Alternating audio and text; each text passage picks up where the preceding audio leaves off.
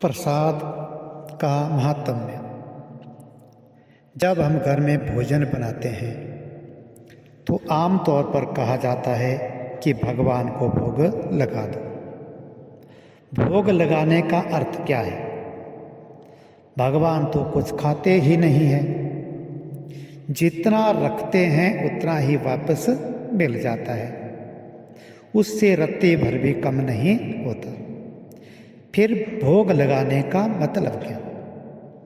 कुछ लोग तो यह भी कहते हैं कि भगवान तो कुछ खाते नहीं है, ये पुजारियों का धंधा है, भगवान के नाम पर उन्हें खाने को मिल जाता है, बाकी कुछ भी नहीं है।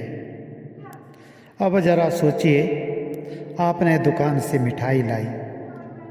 जब आप दुकान से लेकर आए तो यह मिठाई थी, परंतु जब यही मिठाई भगवान को अर्पित कर दी या भगवान को भोग लगा दिया तो यह मिठाई मिठाई नहीं रही, बल्कि यह प्रसाद बन गई। उसी मिठाई को फिर जब आप लोगों में बांटते हैं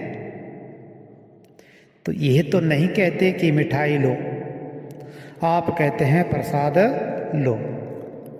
मिठाई को लेने से कोई इनकार भी कर सकता है, लेकिन प्रसाद को तो सभी हाथ फैला करके श्रद्धापूर्वक ग्रहण करते हैं।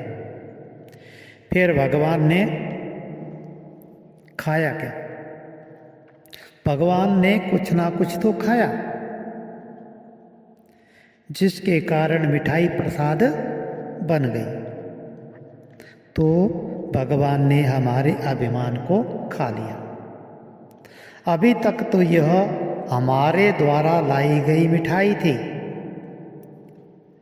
मगर यही मिठाई भगवान को भोग लगाने के बाद प्रसाद बन गई।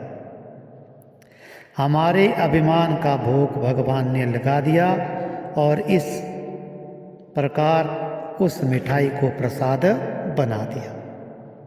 अब इसका गुण, धर्म और नाम सब बदल गया। मिठाई प्रसाद बन गई और प्रसाद सबको प्रसन्नता देने वाला है। श्री रामचंद्र भगवान की जय।